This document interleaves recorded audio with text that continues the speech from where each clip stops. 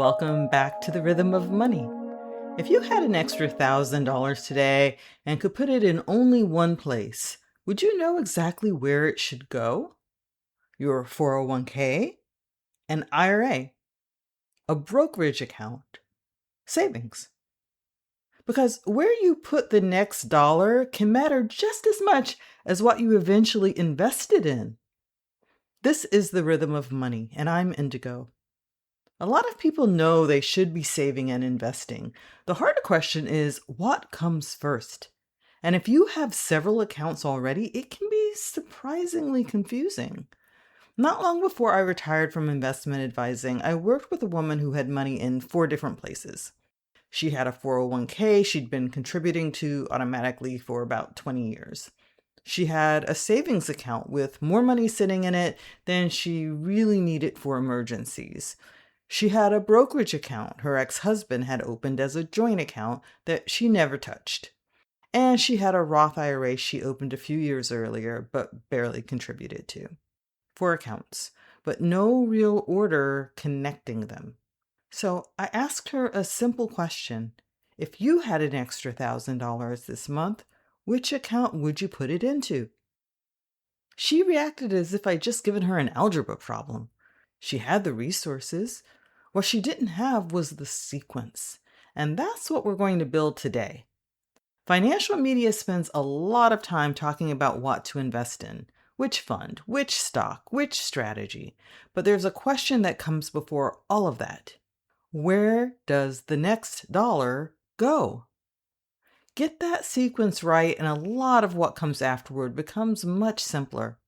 So I'm going to give you an order you can use as a starting point. And I do want to be clear about what I mean by that.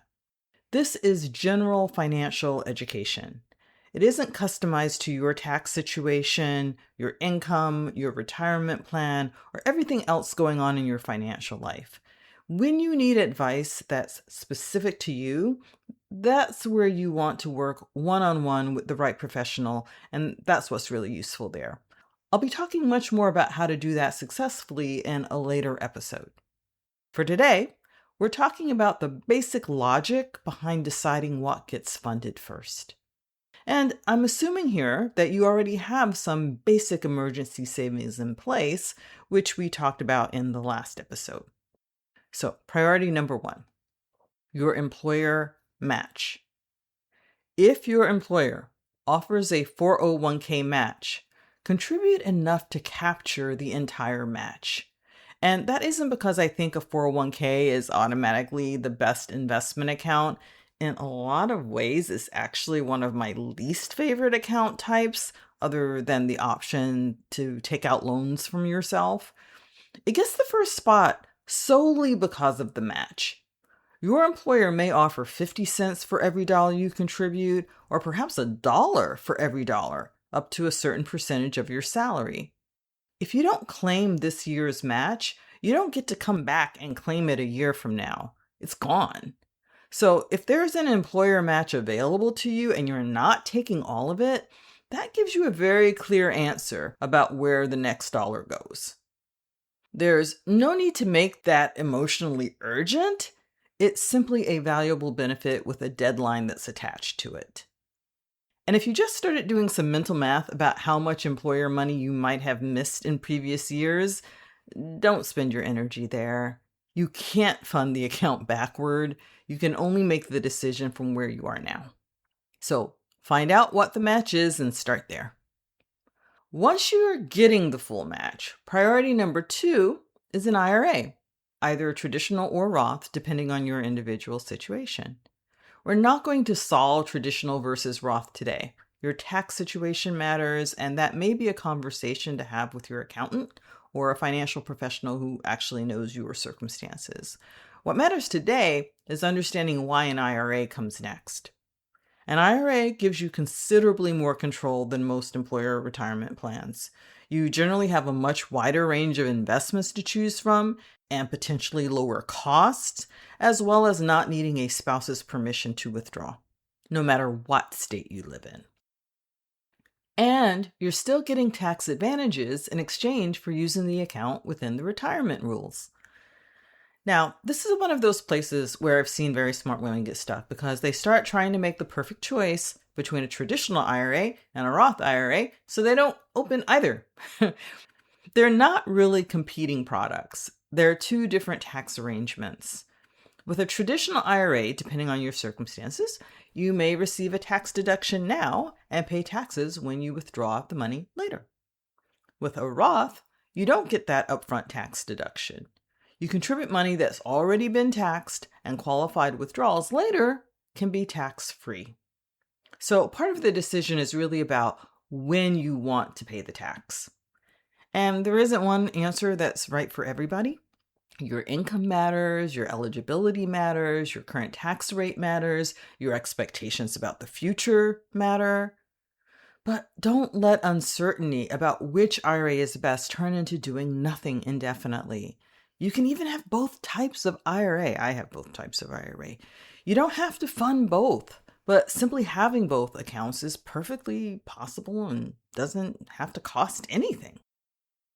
There are also income limits around contributing directly to a Roth IRA. If your income is above those limits, that doesn't necessarily mean a Roth is completely unavailable to you. There are strategies such as a backdoor Roth that you can discuss with your tax or financial professional if they apply to you. And there's one more Roth detail I want you to be aware of because it becomes especially important as you get closer to retirement. Roth IRAs have 5-year rules associated with them. So don't assume that reaching age 59 and a half automatically means every dollar in a newly opened Roth becomes immediately available under the same rules. Your original contributions and the earnings on those contributions are treated differently. And there are separate rules that can apply depending on how the money got into the Roth. Contribution versus conversion, for example. The larger point for today is simply this. If a Roth may eventually make sense for you, don't wait until the moment you want to withdraw money to learn how those rules work. Now, let's say you've captured the employer match and you're funding an IRA and you still have money available to invest. Where does that go? That brings us to priority number 3, a taxable brokerage account. Now, this is much simpler. There's no special retirement tax treatment. There's no annual contribution limit. You put money you've already paid taxes on into the account and invest it. And unlike money inside a retirement account, this money isn't locked behind retirement age rules or timing rules. That flexibility can be extremely valuable. Maybe you want to retire before a traditional retirement age. I retired the first time at 51.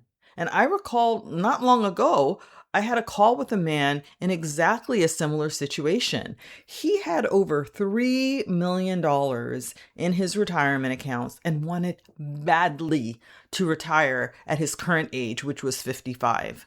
But the only reason he couldn't is because he didn't want to take a $300,000 penalty on early withdrawal. He had nothing in any account that he could touch without that penalty for the next 4.5 years. Now, maybe it's not about early retirement for you. Maybe you want money available for a future opportunity, a second home purchase, or who knows, a new business, could be anything. Maybe all your long-term goals are already being fully funded and you simply have more money that you'd like to put to work staying ahead of inflation. That's what the brokerage account gives you. Flexibility to make any and all of these choices. And for some of you, this is actually the least complicated part of the whole sequence. No debate about traditional versus Roth, no employer plan menu, no retirement laws to keep track of. It's just an investment account. Priority number 4. We come back to the cash. In the last episode, we talked about deciding how much cash you actually want to keep available. Once you've established a basic reserve, additional cash savings can sit alongside the brokerage account depending on your needs. Maybe you have 2 months of living expenses saved, and you've decided that 3 months would make more sense for your life. In that case, some of your available money can continue building that reserve while some goes into the brokerage account. But once you've reached the cash level you want, continually adding more money to cash doesn't necessarily make you safer. At some point, you're simply choosing not to invest money that could be working to get you ahead. So now we have the sequence. Once you have basic emergency savings in place, first, capture the full 401k match. Second, fund an IRA. Third, use a taxable brokerage account, while four, continuing to build any additional cash reserve you've decided you really need. That's the map. And notice that we still haven't talked about what stocks or funds to buy. That comes later. Right now, we're simply deciding which container gets filled first. But there's something else I want to address because I've seen what can happen when someone hears an order like this and immediately starts comparing it with everything she's done for the last 10, 20, 30, 40 years. You may realize you funded a brokerage account while leaving part of an employer match unclaimed. Maybe you've accumulated far more cash than you intended because investing it felt like a much bigger decision, too big a decision. Or maybe you've been putting a lot into retirement accounts and are suddenly realizing you'd also like investments that are accessible well before retirement. And sometimes the realization lands physically before you've even had time to think about it like this. A tightening in your chest, a drop in your stomach, a nausea. That little internal jolt of, wait, have I been doing this wrong? That's a good place to use the reset from season 1. 1 breath in and out. Feel your feet on the floor or the seat underneath you. Then a quick scan. Just bring your awareness up through your body from your feet up to the top of your head. 2 seconds is enough. And that's it.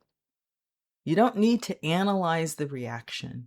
You're giving your body a moment to catch up with the new information before your mind starts turning it into a story about everything you should have known or should have done before you knew it or did it. Okay? Because seeing something you want to change is useful. Beating yourself up for not seeing it earlier is not. That's what happened with the client I told you about at the beginning. Once we had all of her accounts laid out and actually gave them an order, the whole situation became easier to understand. And that clarity brought the peace and then the actions that were needed. The problem hadn't been that she didn't have enough accounts. She had plenty of accounts. In fact, she kind of had the perfect accounts. The problem was that every financial decision had been happening separately, and so she didn't really have a sense of peace and clarity. The 401k was doing one thing, the savings account was doing another, the Roth was sitting there barely funded, the brokerage account had essentially been forgotten. Once she could see how those pieces fit together, she had a way to make the next decision, and that's what we wound up doing. And that's really what I want you to leave with today. You don't need to solve your entire financial life every time some extra money becomes available. You need to know what comes next from where you are. So here's the one thing I'd like you to do this week. Find out exactly what your employer matches in your retirement plan and whether you're currently capturing all of it. That's it. Look in your benefits portal or contact HR. If you're already getting the entire match, priority 1 is handled. If you're not, you've just found the first place to look when you're deciding what to do with your next available dollar. And if you already know you're capturing the entire match, take one look at your IRA instead. Is money actually going into it? And once it gets there, is it actually getting invested? Don't assume. You don't need to solve traditional versus Roth this week. You're just finding out what's happening now. One account, one honest look. That's enough. And this leads directly into where we're going next. Today we answered where the money goes. We haven't answered what you buy once the money gets there. Those are two completely different decisions, and separating them makes both of them easier. So next time, we'll start looking inside the accounts and talk about what it actually means to put that money to work. If this episode helped make that sequence clearer, a rating or review or subscribe, all of that helps another woman find the rhythm of money when she's looking for this kind of clarity. This is the rhythm of money, and you are living your true note in this very moment.